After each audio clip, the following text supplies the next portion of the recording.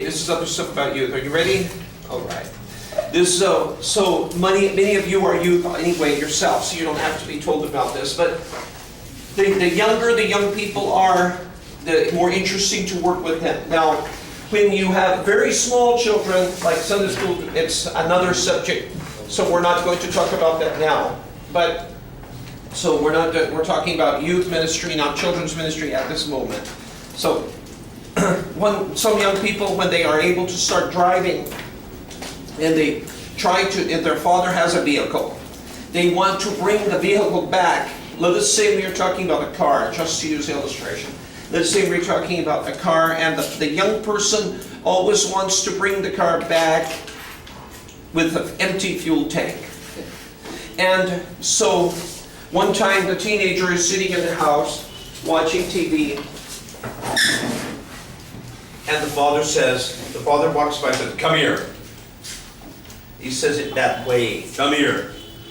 So the teenage boy, you know what this is like, huh? So then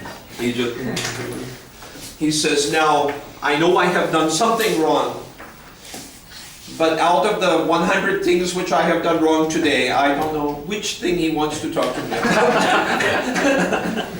So I'm trembling, because I know sometime he will hit me, and he is able to time his hit so that just when you relax, that is when he hits you. So he says, he takes you out to the car.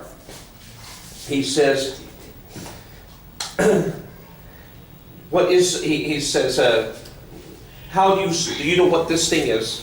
And he says, "Yes, it's a car." Son says. And the father says, "Good. Now, do you know how to start it up?" And he says, "Yeah, you turn the key and you step on the gas, the petrol." He says, "Oh, you know about petrol." Okay. So he says, "So now I'm going to, how do you put the petrol in the car?" He says, "What do you do? There's this thing, you open this and you pour it in there." He said, now the father says, "I'm taking this off." And he unscrews the lid. And he takes his son's head and he puts it there. He says, "Take a deep breath and tell me what you smell." He said, "I don't smell anything, Dad." He said, "That's right, because there's no petrol in the car." He said, "Now last night you had the car, right?" "Yes." "Yes, yeah. You better, you're right, you had it. Your mother didn't have it. I didn't have it. The dog did not have it. You had the car. And you brought it back here and empty." He says, "Now the thing that makes me angry," the father says to the son, "is some teenagers think their father is so stupid that the father will turn the key and start the car and run out of petrol just trying to start the car. And the father will say, 'Oh, I ran out of petrol trying to start the car.' And he said, 'But you think that I am so stupid that when I get in the car and I close the door, then I will say, 'Oh, I ran out of petrol closing the door of the car.'" So he says, "If you think I'm so stupid," he's father talking to son, he says, "Don't give me these little examples. Say to my face, 'Father, you are so stupid.' Just say that. Don't do these little things. Don't bring the car with no petrol back. Just tell me I'm stupid." Oh, then, no, Dad. No, he's now, "Don't cry, because your mother is not going to come and rescue you. Your mother will be here. So don't cry, because I'm going to hit you anyway." So, the father says, "Oh." So this is one of the situations of being a teenager and teenagers using resources and not being responsible, trying to use all the petrol, and then he brings the car back empty, and the father. Now, I stayed in a house in a house in Scotland, and the family that I was staying with, they were kind enough to let me borrow their car from time to time. But because they allowed that, I did not have to rent one. So, therefore, I said, any time I use this car, I fill up the tank, because they are saving me a lot of money by letting me use their car free. So anytime I use their car, I fill up the tank, I make sure the tank is full when it is back with them. So they did not use their car very much. They had 2 cars, and the father used his very much. But the lady of the house did not use hers very much. She would go shopping and come back, and that's it. So I just made sure that whenever she came back to use her car, the tank was full. Because I did that, they were very happy and to let me use the car anytime.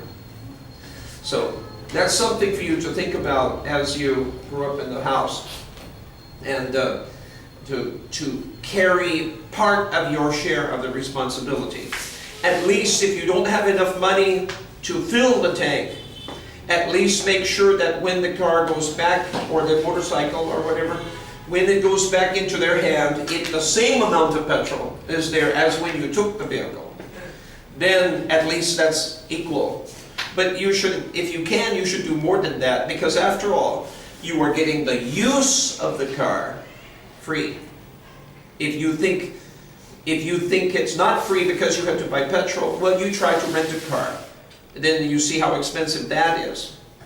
And so please try to act in a responsible way as a youth in your home.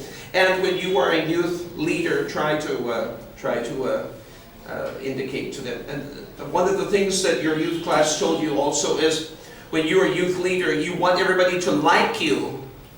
But it is less important that they like you than that they respect you as their youth leader. If they think you're a cool guy, but they don't think you're very spiritual, how will they follow you?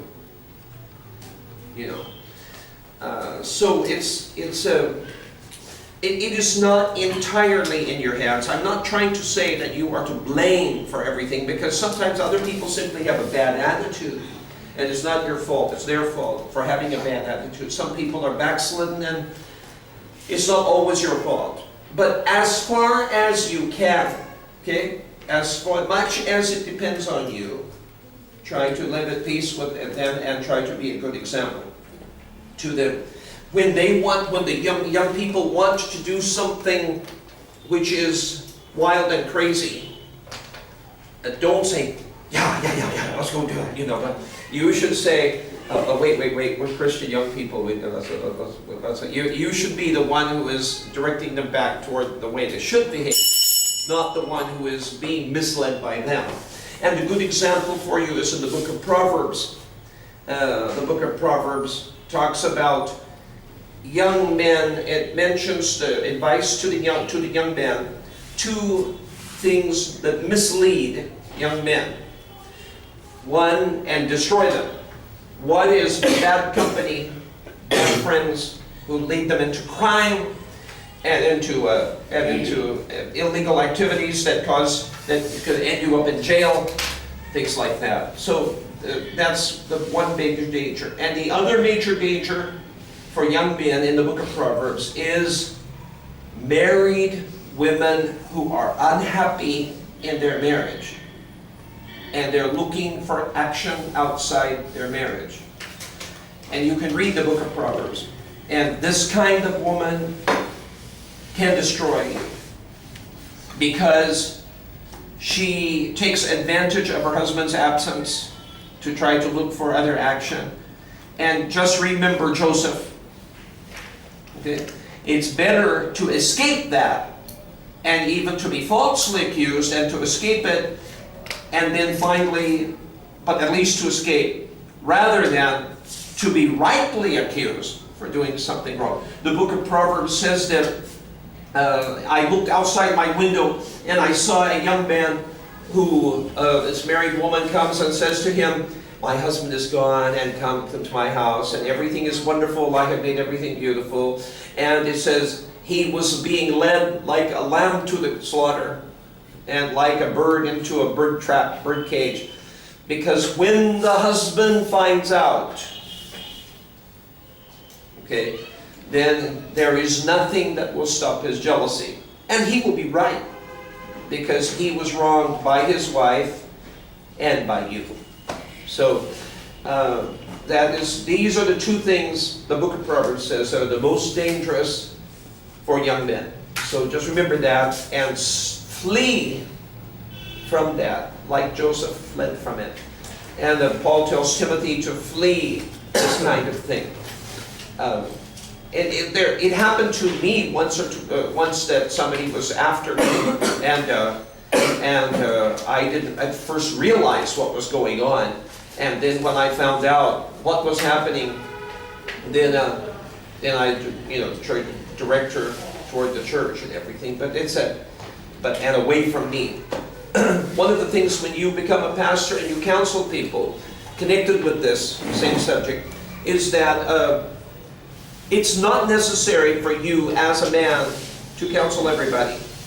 But Paul says, let the older women teach the younger women. So if women are seeking counsel, simply have somebody in your church who is a Christian woman and tell them to go to her for their advice. Then you are out of the picture, because then you are not involved with that. Because some women are constantly hungering after. Some women have terrible marriages. Their husbands are very cruel, and when they talk to you and seek your guidance, and you are a kind person, and their husband is cruel, you see, and they are attracted to kindness and gentleness. The problem is they can fall in love with you, and they're married, and then you have a problem. So it's better for you to find a woman in the church who they go and say, talk to her and seek advice from her, please. And you can give advice. You can teach the ladies, all the people in your church, Christian principles that commend the women, the congregation, and you develop the congregation. Then these old women who aren't developed Christians, they can do the one-to-one counseling with people who need it, and that helps saves you from trouble. Okay?